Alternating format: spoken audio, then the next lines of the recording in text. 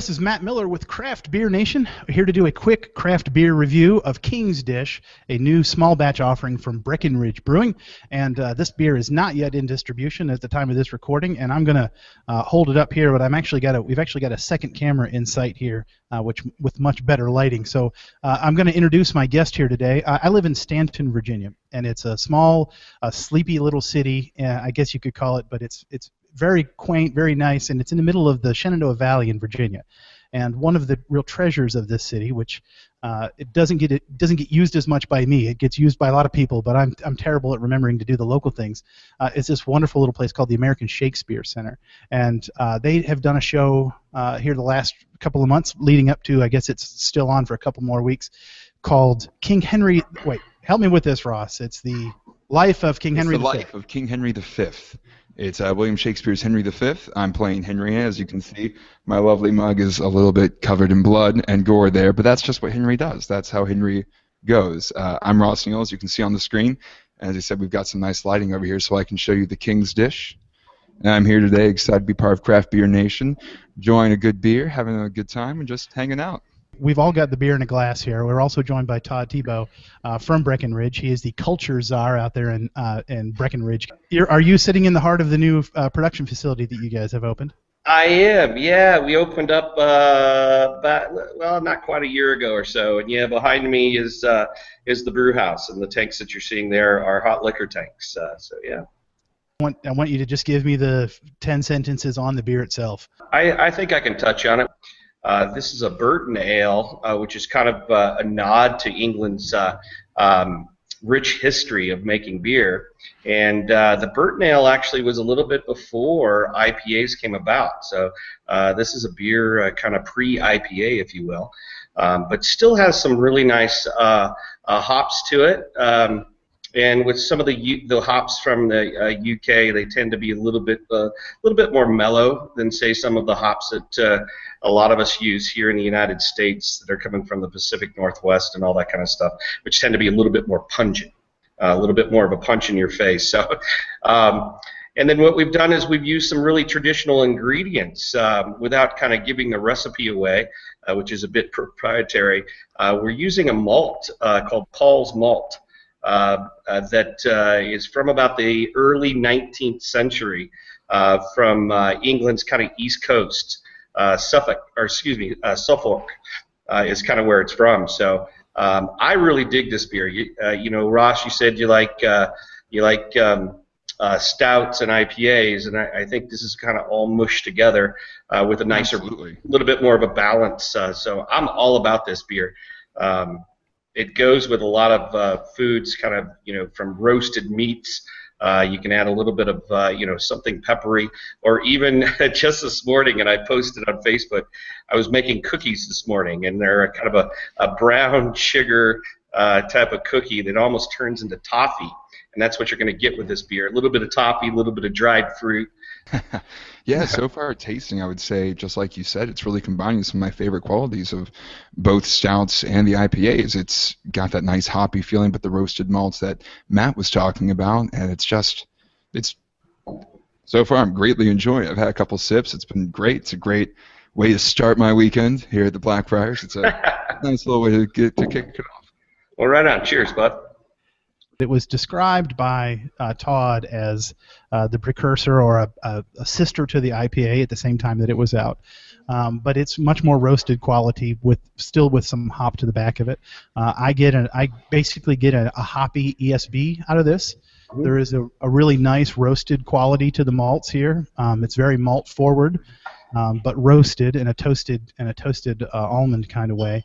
But the malts are used, which are proprietary. Of course, their recipe is proprietary, but it is it's got a caramelly sweet kind of character to it, and the nose on it. I don't know if you can talk to the yeast about us, Todd here, but I almost get a Belgian style kind of candy in the nose. Yeah, I would say, and I hear you there, and I can't necessarily speak to the yeast, but yeah, kind of that sweetness to me, more of a toffee. Type. I think that's where the sweetness is coming from, and I think that's coming from the Paul's malt that is a great malt and very traditional malt. from the early 19th century. And this beer is not yet in distribution, or it's working its way out to the 35 states that Breckenridge serves. But we've got an advanced copy of it here, and I've poured it out here about 15 minutes ago, a half hour ago, and it's still holding a half of a finger head. It's got a tan kind of color to it. It isn't. It's I would call it creamy. It's not quite nitrogen cream head to it, but it is. It's better than your average lacing in the glass here. So, and the color of it, if we can have Ross hold up his glass of it again. Absolutely. Here you go. Yeah, you have better lighting. Closer to the camera. Yeah. Yeah. Oh. Almost has a light mahogany. I don't know. What would you say? Absolutely. I would agree with that. Light mahogany. So almost looking through it, a very deep cherry. I'm looking through the lights out the window right here at the Blackfriars, but absolutely just beautiful color to it, and the taste, everything that Matt said is far more eloquent than I could put. I can promise you that. As I said, I can talk about what I enjoy in the beer, and this has a lot of it, but everything he said, I have no doubts around the nose, and it's quite delicious. Ross, all you need to know is if you like it or not, and if you don't like it, then we'll try some other beer.